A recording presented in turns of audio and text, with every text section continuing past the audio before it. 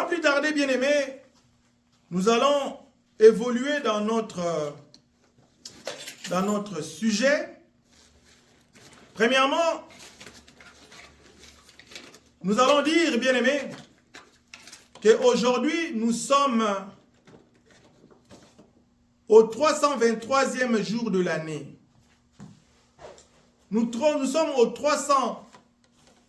323e jour de l'année 2023, 46e semaine.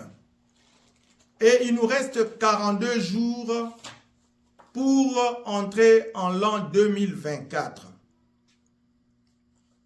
En ces 323e jours, disais-je, de l'an 2023, 46e semaine, et à 42 jours de l'an 2024, le Seigneur m'a mis à cœur de partager avec vous le thème suivant: prier avec des actions de grâce. Depuis le 1er janvier de cette année, Dieu nous a tellement bénis. Il nous a tellement fait du bien. Et nous devons savoir lui rendre de multiples actions de grâce. Mais c'est quoi une action de grâce? J'avoue que ce sujet est important et abondant, qu'on ne peut pas le finir en quelques minutes. Nous essaierons néanmoins d'embrosser quelques grandes lignes et nous pourrons, si Dieu le veut, y revenir plus tard. Mais avant toute chose, définissons le concept. Qu'est-ce qu'une action de grâce? Bien aimé, les dictionnaires que j'ai consultés me disent ceci. Une action de grâce est une action pour remercier Dieu. Une attitude de reconnaissance envers Dieu. Une action de grâce, c'est le remerciement. C'est un témoignage de reconnaissance envers le Seigneur. La définition biblique de ces termes nous dit ceci. Une action de grâce est un acte de reconnaissance envers Dieu venant du cœur et exprimé en parole ou en action. Nous sommes aimés du Seigneur, il nous fait des faveurs et il nous en fera encore. L'expression action de grâce vient du mot hébreu Shelem, qui signifie offrande de paix, récompense, sacrifice pour alliance ou amitié, sacrifice volontaire de remerciement, action de grâce. Dans l'ancienne alliance, vous pouvez le lire à la maison dans Exode 20, 24, l'action de grâce était toujours accompagnée d'une offrande ou un sacrifice. Il convient de souligner que ce qui fait la force d'une action de grâce, c'est l'offrande qui la caractérise. L'importance de l'action de grâce. Une action de grâce est une action qu'on pose pour faire grandir la grâce dans sa vie et faire grandir la faveur de Dieu. Une action de grâce est une action qu'on pose envers Dieu pour faire grandir la grâce dans sa vie et faire grandir la faveur de Dieu. Nous comprenons par là que la grâce ou la faveur n'est pas gratuite. Il faut la susciter. Il faut la provoquer, bien-aimés dans le Seigneur. En effet, c'est une façon pratique de montrer à Dieu que nous ne sommes pas ingrats. Il nous a gardés depuis le 1er janvier jusqu'à aujourd'hui, le 323e jour. Il nous a fait tellement du bien. Et j'aimerais souligner ici que Dieu ne nous fait pas que le bien matériel. Il y a pas mal de biens que Dieu nous donne qui ne sont pas visibles. La sécurité n'est pas visible. Dieu nous sécurise. Il nous protège partout où nous allons. Il prend soin de nous. Il nous donne la meilleure santé. Ce n'est pas matériel. Ce n'est pas quantifiable. Ni évaluable en monnaie. Mais ce sont là les multiples bienfaits que Dieu nous fait. Notez, bien-aimés, que l'action des grâces provoque la manifestation de la puissance de Dieu. Lorsque nous rendons grâce à Dieu, cela provoque la manifestation de la puissance de Dieu. Vous qui attendez un événement, vous qui attendez quelque chose, vous qui voulez effectuer un voyage, donnez une action de grâce, eh bien, ça provoque la manifestation de la puissance de Dieu dans votre vie. La puissance de l'action de grâce est intimement liée à la puissance de l'offrande. Si nous lisons la Bible, bien aimés, les personnages comme David, comme Salomon, ils ont donné des actions de grâce impossibles. Je lisais ce matin, Salomon a donné 1200 bœufs au Seigneur. Il a offert 1200 bœufs à Dieu. Il a donné des brebis au Seigneur. Il a donné pas mal de choses. Ce sont des actions de grâce. Lorsque vous donnez une offrande à Dieu, en réalité, vous le faites pour vous-même. Parce que donner une offrande à Dieu est une opportunité unique que Dieu nous donne de s'aimer et de récolter plus que nous avons sémé antérieurement. Cela veut dire, bien-aimés, que lorsque nous donnons l'action de grâce à Dieu, lorsque nous faisons un acte de reconnaissance à Dieu, en principe, cet acte-là se retourne contre nous parce que cela suscite que le Seigneur puisse nous bénir davantage. C'est la reconnaissance. La reconnaissance, bien-aimés dans le Seigneur, est une vertu. Être reconnaissant, en général, est une vertu. Et être reconnaissant envers Dieu est une très bonne chose, est une meilleure chose. Osée 4:6 nous dit, « Mon peuple est détruit parce qu'il lui manque la connaissance. Mon peuple est détruit parce qu'il lui manque la connaissance. Puisque tu as rejeté la connaissance, je te rejetterai, et tu seras dépouillé de mon sacerdoce. Puisque tu as oublié la loi de ton Dieu, j'oublierai aussi tes enfants. » Bien-aimés dans le Seigneur, ces versets, lorsque nous l'évoquons, souvent nous n'évoquons que la première partie.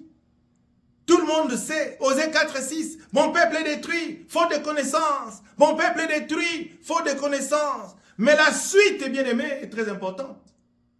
La Bible dit, « Puisque tu as rejeté la connaissance, je te rejetterai. » Bien-aimés, il y a des gens qui ne veulent pas connaître la parole de Dieu sciemment.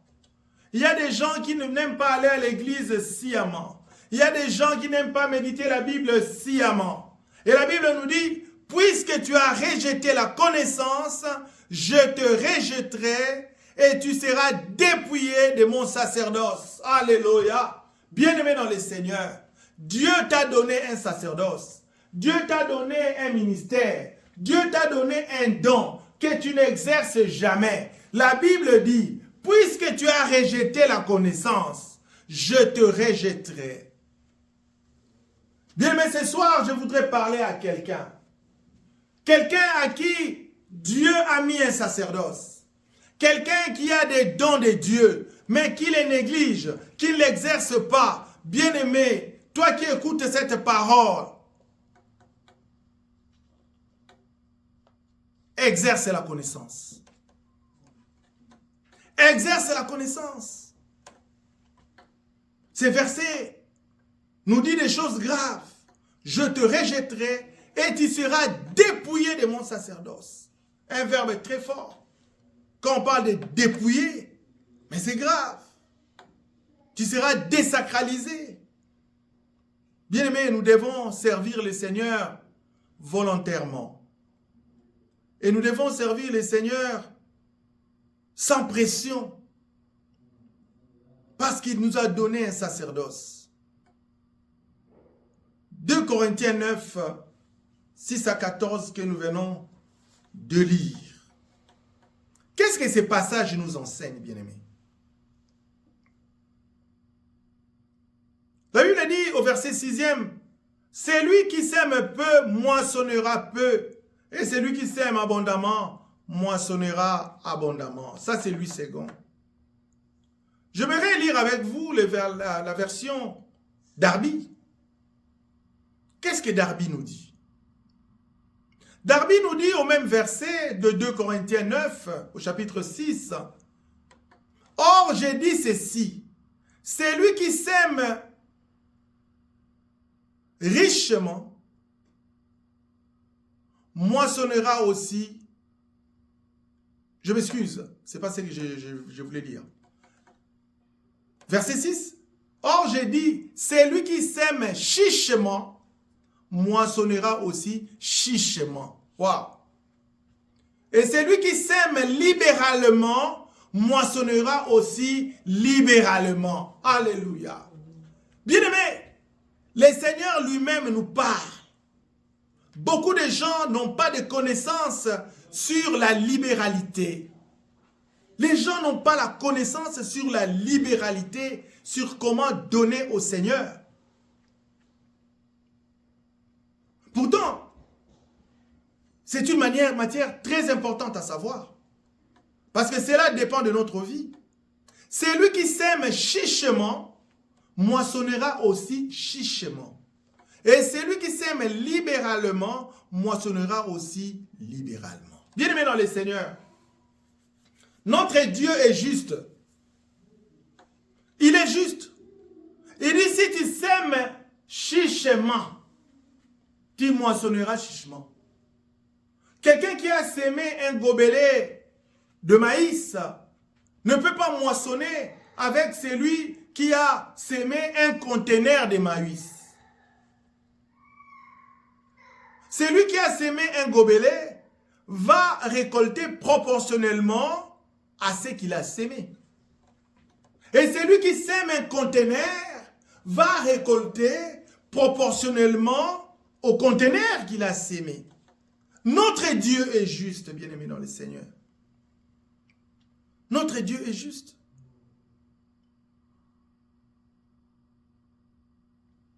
Notre Dieu est juste.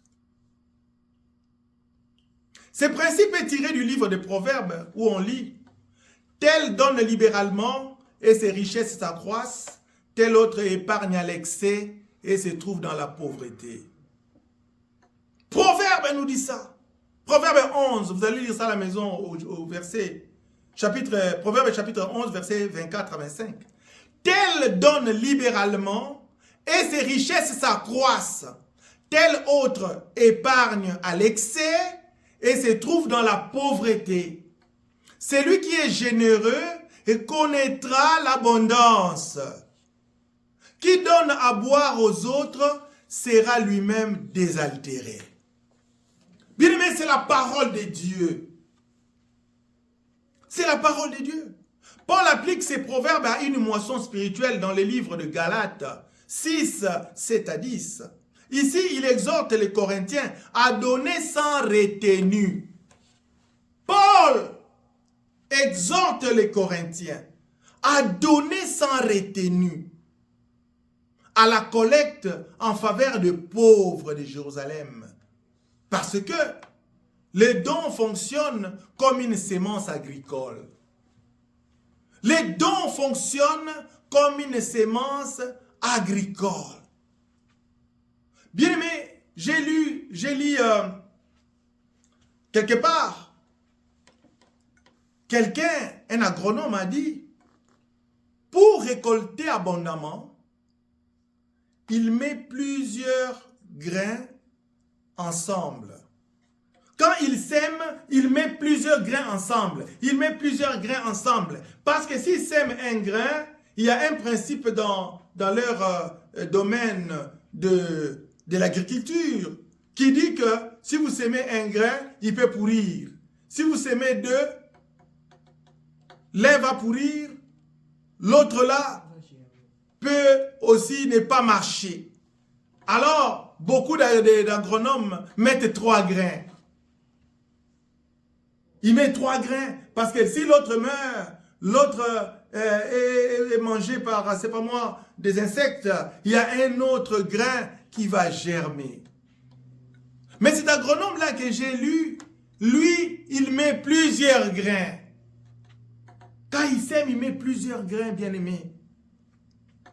Il y a même un adage très connu en français qui dit qu'on ne met pas tous les œufs dans le même panier. On ne met pas tous les œufs dans le même panier. C'est là pour avoir beaucoup plus de chances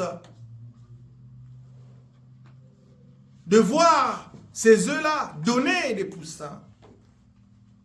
Et ici, Paul exhorte les Corinthiens à donner. Et ce message tombe à propos parce que nous sommes à la fin de l'année. Dieu nous a tellement fait du bien. Dieu nous a tellement donné. Dieu nous a tellement enrichi. Dieu nous a tellement donné des chèques. Dieu nous a tellement donné des virements. Dieu nous a tellement bénis qu'à la fin de l'année, les chrétiens font toujours des calculs. Bien-aimés, lorsque nous ne savons pas donner des offrandes qui sont louables, lorsque nous ne savons pas donner des bonnes actions de grâce, nous ressemblons à ces enfants à qui on donne un paquet de bonbons ou une caisse de bonbons, mais qui ne sait pas remettre un seul bonbon ou donner un seul bonbon à sa mère ou à son père. Vous verrez des chrétiens, même à la fin de l'année, ils disent toujours « Ah, il y a des problèmes, il y a des problèmes, il y a des problèmes. » Bien-aimés, ce que nous confessons, c'est ce qui nous arrive. Si tu confesses toujours des problèmes, tu dis toujours « J'ai des problèmes, j'ai des difficultés, j'ai des problèmes, j'ai des difficultés », tu auras toujours des problèmes et tu auras toujours des difficultés. Bien-aimé, lorsqu'on te demande « Comment vas-tu ?» Dis « Je vais très bien, par la grâce de Dieu. Je vais très bien, je vais très bien. » Même si ça va très mal, dis « Je vais très bien. » Parce qu'en confessant cela, cela va t'arriver.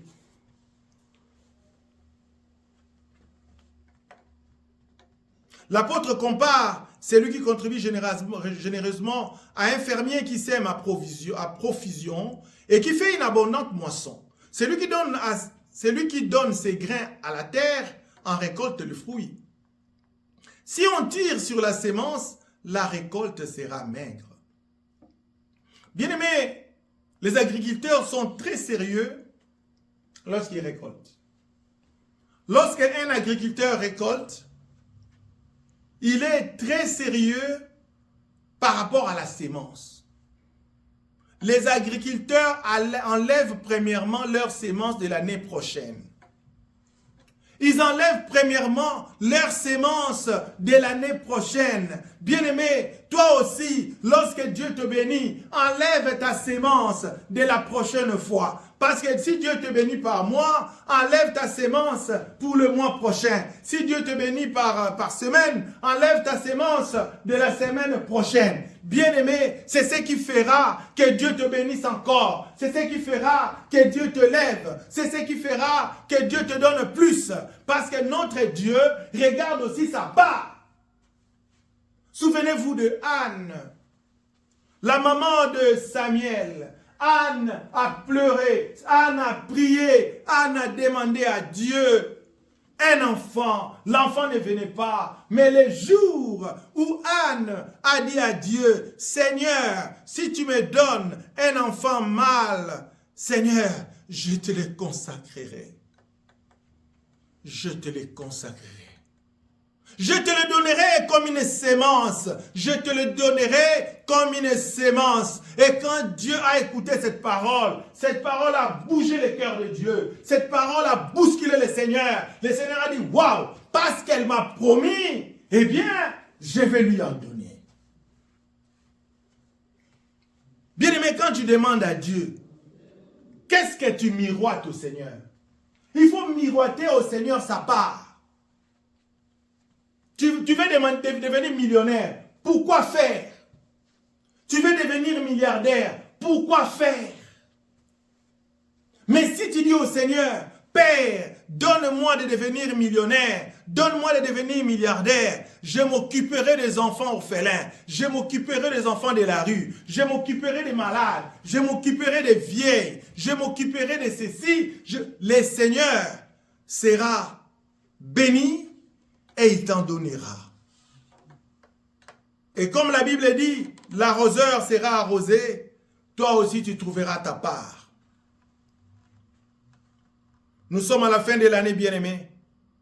Nous devons savoir plaire à notre Dieu.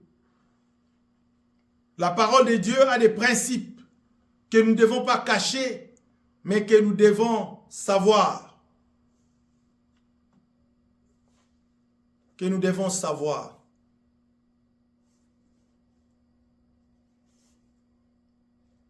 C'est très important.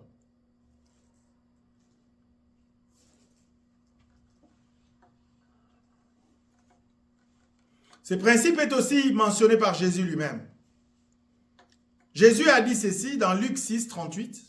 « Donnez et l'on vous donnera. Donnez et l'on vous donnera. On versera dans les pans de votre vêtement une bonne mesure bien tassée, secouée et débordante. Car on employera à votre égard la mesure dont vous vous serez servi pour mesurer. » Bien, mais notre Dieu nous a donné des principes que nous voyons tous les jours. Même dans la vie courante.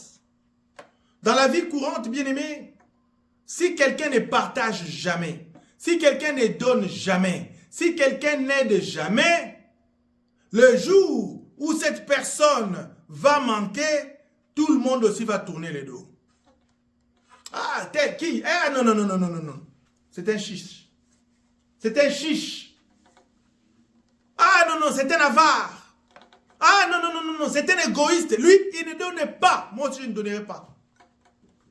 Mais si tel donne avec générosité, le jour où il va manquer, beaucoup de gens viendront aussi lui déposer parce que lui, il a l'habitude de donner.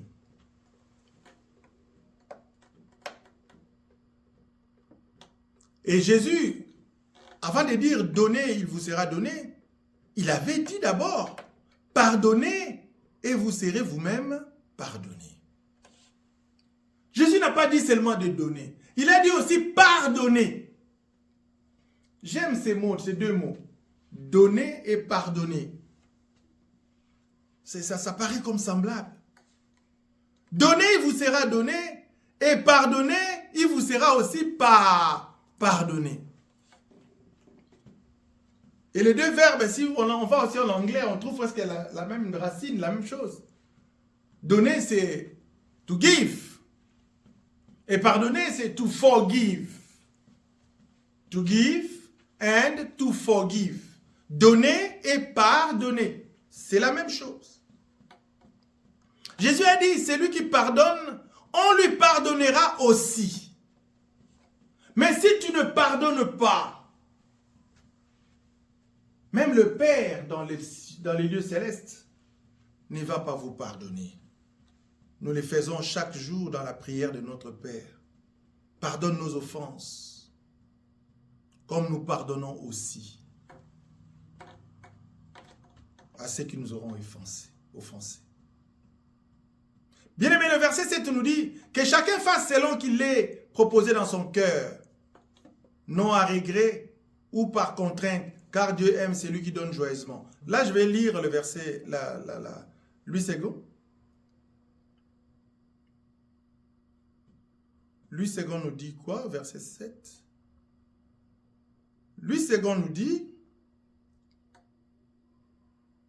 que chacun donne, j'aime cette version, que chacun donne comme il l'a résolu à son cœur, sans tristesse ni contrainte, car Dieu aime celui qui donne avec joie. Que chacun donne comme il a résolu dans son cœur, sans tristesse ni contrainte. Bien aimé, quand on fait des actions de grâce, quand on donne des offrandes, que chacun donne comme il a résolu dans son cœur, sans tristesse ni contrainte, car Dieu aime celui qui donne avec joie. Autrement dit, Dieu n'aime pas celui qui donne sans joie. Si tu ne donnes pas sans joie, Dieu ne va pas t'aimer. Alors quand on dit que Dieu aime, quand Dieu aime, il bénit. Quand Dieu aime, il bénit, bien-aimé dans le Seigneur. Donne comme tu as résolu dans ton cœur. Dieu aime un donateur joyeux.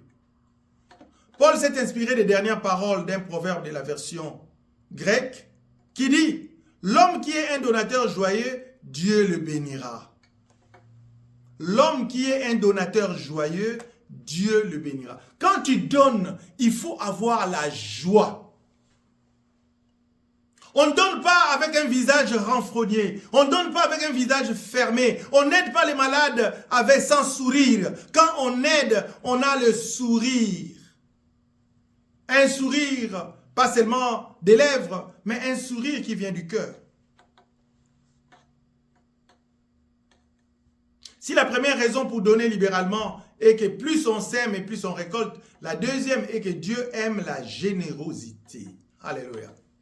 Dieu aime la générosité parce que lui-même est généreux au point que dans Jean 3,16, la Bible déclare « Car Dieu a tant aimé le monde qu'il a donné son Fils unique afin que quiconque croit en lui ne périsse point, mais qu'il ait la vie éternelle. » Dieu ne nous demandera jamais ce que lui-même ne fait pas. Dieu demande toujours ce que lui-même fait. Parce que lui-même a donné son Fils. Il n'a pas épargné son unique Fils, Jésus-Christ, bien-aimé. C'est comme ça que Dieu aussi nous demande de donner. C'est comme ça que Dieu a demandé à Abraham de donner Isaac. Parce que lui-même, il savait qu'il allait donner Jésus-Christ. C'est merveilleux, bien-aimé. Dieu ne nous demande pas des choses impossibles. Il nous demande seulement ce que lui-même est.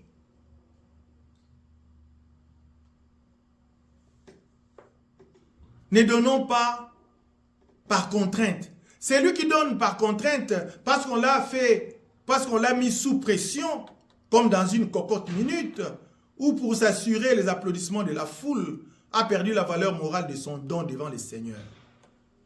Il y a des gens qui donnent sous pression, d'autres encore qui donnent parce qu'il y a la foule, puis ils veulent se faire voir. Bien-aimé, cela n'a pas d'importance. Il faut donner avec joie.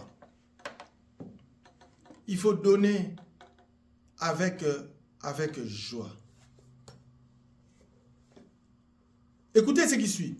Quelqu'un a dit, la source de l'offrande n'est pas le portefeuille, mais le cœur. Oh, j'ai aimé ça.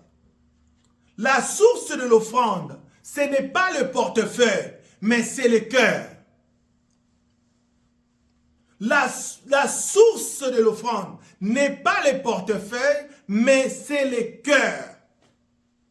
Et un prédicateur avait dit il y a longtemps, j'avais suivi, il avait dit, un chrétien dont les finances ne sont pas encore atteintes par sa foi n'est pas encore converti.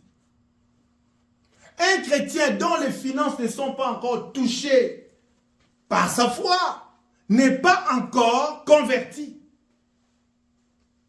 Parce que lorsqu'on aime Dieu, lorsqu'on est converti, eh bien, vous appartenez à Dieu, vous et tous vos biens. Tu appartiens à Dieu. Tu donnes à Dieu ton temps, tu donnes à Dieu tes compétences, tu donnes à Dieu ton savoir, tu donnes à Dieu tes avoirs, tu donnes à Dieu tout ce que tu as. Tu donnes à Dieu. La source de l'offrande n'est pas le portefeuille, mais le cœur. Pour donner à Dieu, il ne suffit pas d'être milliardaire ou millionnaire. Si tel était le cas, les églises seraient riches parce que tous les milliardaires et les millionnaires se bousculeraient au portillon pour donner au Seigneur. Ce qui compte pour Dieu, ce n'est pas tant la grosseur du chèque ou du billet qu'on donne, mais c'est la bonne attitude. Dieu a besoin d'une attitude. C'est pourquoi Jésus nous a parlé dans l'évangile d'une maman, d'une dame qui n'avait qu'une pièce. Cette dame n'avait qu'une pièce. Jésus, comme il est Dieu, il était là en train de regarder les gens donner. Il donnait. Et Jésus savait que ces gens-là donnaient leur superflu. C'est-à-dire, ajoute leur montant qui venait en plus, qui ne servait à rien du tout. Mais cette dame n'avait que cette pièce-là. Elle n'avait que cette pièce-là. Jésus-Christ était un grand économiste. Parce qu'en économie, on dit, quand vous n'avez que ces seuls billets-là qui restent, ces billets-là ont une utilité marginale très élevée, a une importance très élevée. Quelqu'un qui a un billet de 10 dollars et quelqu'un qui a 1 million de dollars, ce n'est pas la même chose. Quand ils donnent tous 10 dollars. Alors, ce qui compte, c'est l'attitude. C'est l'attitude. Et nous devons aussi savoir mettre notre Dieu à l'épreuve. Cela dit, les millionnaires qui placent un billet de 10 dollars dans le panier n'est évidemment pas de bonne foi. On peut voir quelqu'un sortir un billet de 10 dollars et donner et mettre dans le panier. Ceux qui ne le connaissent pas vont dire, ah, il a donné 10 dollars. Mais par rapport au Seigneur, qui sait que ce monsieur a des millions de dollars dans son compte, eh bien, Dieu va dire qu'il n'est pas de bonne foi. Lorsque nous donnons au Seigneur, nous devons être de bonne foi pour que cet argent aide aussi le travail du Seigneur. Verset 8. Mais Dieu est puissant pour faire abonder toute grâce envers vous, afin qu'ayant toujours en toutes choses tout ce qui suffit, vous abondiez pour toute bonne œuvre. Voilà ce que l'action de grâce peut faire. Mais Dieu est puissant pour faire abonder. C'est-à-dire, quand tu donnes, ne pense pas que quand tu donnes au Seigneur, tu vas t'appauvrir. Non. Dieu est puissant pour faire abonder davantage. Si toi, tu fais des calculs, tu penses que l'argent ne te viendra que là où ton argent vient, et notre Dieu est au-dessus de cette source-là. Alors que toi, tu penses que l'argent viendra toujours de là où ça a l'habitude de venir, tu ne veux pas donner au Seigneur, tu fais des calculs, eh bien, tu vas continuer à vivre comme tu vis. Mais si tu mets Dieu à l'épreuve, si tu sais donner au Seigneur, Dieu va t'étonner, Dieu va faire des grandes choses dans ta vie, Dieu va t'élever, il va t'amener à un niveau, selon ces versets, pour que tu puisses encore donner des bonnes œuvres. Dieu aime les bonnes œuvres. Ces passages promettent des bénédictions de la part de Dieu, mais il n'est pas précisé leur nature parce que le Père Céleste ne veut pas qu'on l'enferme dans un carcan. Il distribue ses bienfaits dans tant matériel, physique, relationnel que spirituel. Lorsque nous donnons au Seigneur, nous ne recevons pas que l'argent. Quelqu'un peut donner à Dieu, il reçoit les mariages. Quelqu'un peut donner à Dieu, il reçoit les enfants. Quelqu'un peut donner à Dieu, il reçoit le travail. Quelqu'un peut donner à Dieu, il reçoit la protection. C'est plus que l'argent. C'est plus que l'argent. Selon sa bonne volonté. Personne ne peut savoir d'avance ce qu'il va recevoir. Les gens pensent que quand nous disons que Dieu va te bénir au centuple, c'est toujours en termes d'argent. Non. C'est en divers d'autres termes. Même les plus généreux d'entre nous ne peut donner que ce qu'il a lui-même reçu. Et c'est là sur tous les plans, tant financiers que du point de vue temps ou capacité. Toute la création et tous les êtres humains bénéficient de la générosité du Créateur. Bien aimé, ici, j'aimerais épingler quelque chose de très important. On ne donne pas à Dieu ce qui est sale. On ne donne pas à Dieu ce qui est tordu. On ne donne pas à Dieu de l'argent volé. On ne donne pas à Dieu de l'argent qui vient de la corruption. On ne donne pas à Dieu de l'argent qui vient c'est pas moi, des sources peu crédibles. Non, on donne à Dieu ce qu'on a gagné honnêtement. N'amenez pas dans la maison de Dieu, c'est que vous n'avez pas gagné, honnêtement. Versets 9 et 10. Selon qu'il est écrit, il a répandu, il a donné aux pauvres, sa justice demeure éternellement. Or, c'est lui qui fournit de la sémence aux semeurs et du pain à manger, fournira et multipliera votre sémence et augmentera les fruits de votre justice. C'est Dieu qui donne la sémence aux semeurs. Quand tu sèmes, tu es un semeur. L'argent que tu donnes, c'est la sémence. C'est Dieu lui-même qui t'a donné. Donc n'hésitez pas à donner à Dieu, bien-aimé, parce que Dieu va t'élever des niveaux. Et la Bible dit, il fournit la sémence aux semeurs et du pain à manger, fournira et multipliera votre sémence. C'est Dieu qui multiplie. Il augmentera les fruits de votre justice. Quand vous donnez, vous êtes juste. C'est lui qui donne des actions de grâce, il est juste. Dieu augmentera les fruits de ta justice.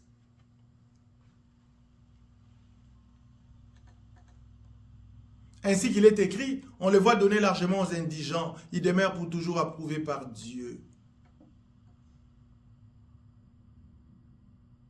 Paul nous dit dans Psaume 112, 9,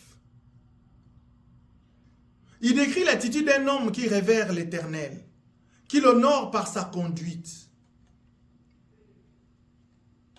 Bien-aimés, lorsque nous élevons le Seigneur, lorsque nous louons le Seigneur, lorsque nous adorons le Seigneur, nous devons aussi l'honorer par notre conduite. Et par la conduite ici, on entend donner aussi des actions de grâce. Donner des actions de grâce à Dieu, c'est être sérieux avec Dieu. C'est avoir la gratitude. Quand on donne des actions de grâce à Dieu, c'est avoir la gratitude. Être ingrat, c'est une très mauvaise chose. Et lorsque Dieu lui-même, le Créateur qui nous donne toutes choses, nous qualifie d'ingrat, c'est pas sérieux, c'est pas bon. C'est pas sérieux.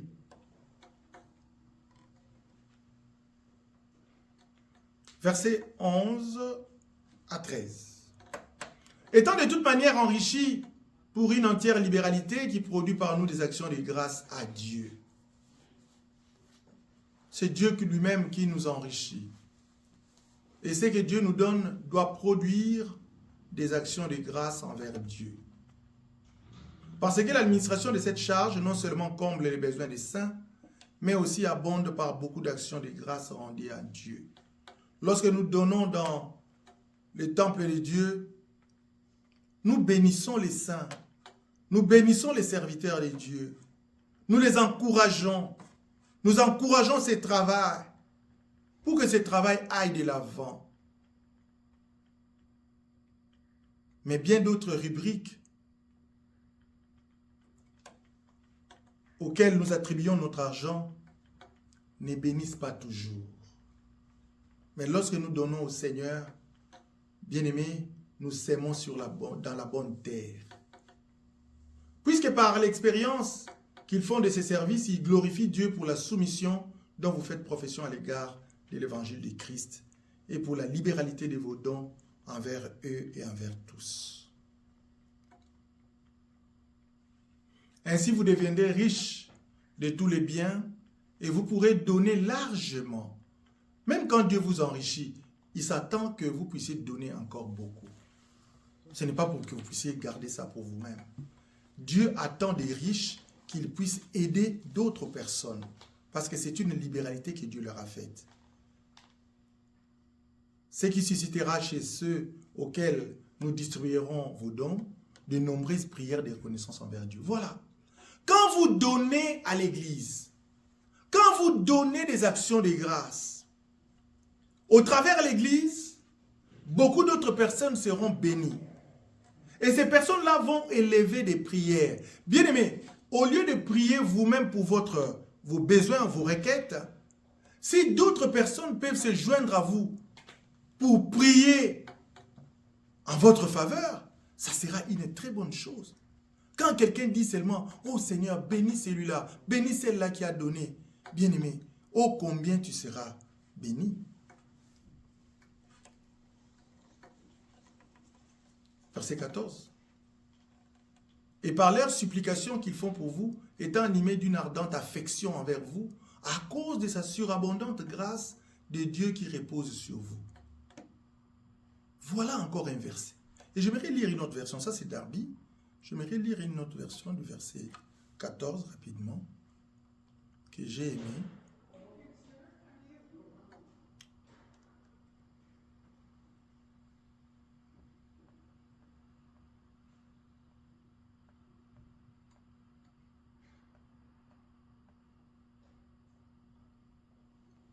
Laissez-moi lire Louis Ségon, je pense. Louis Ségon, verset 14. Louis Ségon, rapidement.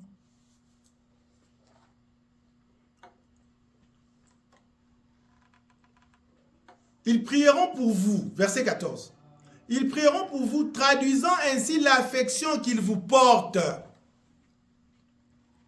Bien-aimés, quand on donne des offrandes, quand on aide les pauvres, quand on donne des actions de grâce à l'Église, la Bible dit, ils prieront pour vous, traduisant ainsi l'affection qu'ils vous portent à cause de la grâce surabondante que Dieu vous a accordée. Quand on donne l'action de grâce, quand on donne des offrandes, bien-aimés, il y aura une affection qui s'élèvera envers vous. C'est pourquoi nous le disons et nous répétons que les gens qui sont toujours présents à l'église, les gens qui viennent à temps à l'église, les gens qui sont présents toujours dans les activités de l'église, on ne prie pas de la même manière pour eux que pour ceux qui viennent une fois après 3 mois. On ne prie pas de la même manière pour quelqu'un qu'on connaît ou quelqu'un qu'on ne connaît pas. On ne prie pas de la même manière pour quelqu'un qui soutient l'œuvre ou que pour quelqu'un qui ne soutient pas. C'est Dieu qui le dit, ce n'est pas moi qui le dis. Ils prieront pour vous, traduisant ainsi l'affection qu'ils vous portent à cause de la grâce surabondante que Dieu vous a accordée. Dieu vous a béni, vous a accordé une grâce. Mais en donnant les actions de grâce, c'est aussi une grâce que vous avez. J'avais dit que c'était un sujet assez abondant. Nous allons atterrir. Nous allons lire conclusion. Donc, conclure ce message par ces versets. Conclusion. Nous concluons ces messages par Jérémie 30, 18 à 19. Ainsi parle l'Éternel. Voici, je ramènerai les captifs des tentes de Jacob. J'ai compassion de ses demeures.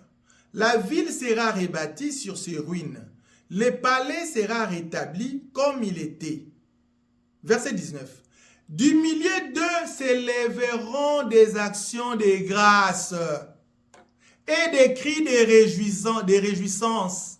Je les multiplierai et ils ne diminueront pas. Je les honorerai et ils ne seront pas maîtrisés. Bien-aimés dans le Seigneur, je conclus ce message pour dire que lorsque on donne des actions de grâce, à partir du moment que vous donnez des actions de grâce, la Bible dit que vous allez vous réjouir, vous aurez la réjouissance, vous serez multipliés, vous ne diminuerez pas et Dieu vous honorera et vous ne serez pas méprisés.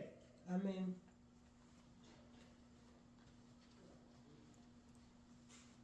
Ce sont des préceptes du Seigneur. Celui qui donne à Dieu n'est pas la même chose avec celui qui ne donne pas.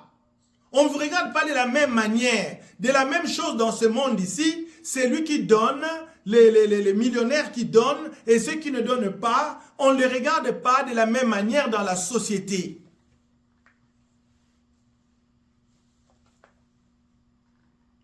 Voilà ce que Dieu nous dit. Dieu nous dit, du milieu d'eux s'élèveront plutôt des actions de grâce et des cris de réjouissance. Je les multiplierai et ils ne diminueront pas. Je les honorerai et ils ne seront pas méprisés. Inclinons nos têtes dans la prière. Que Dieu bénisse sa parole.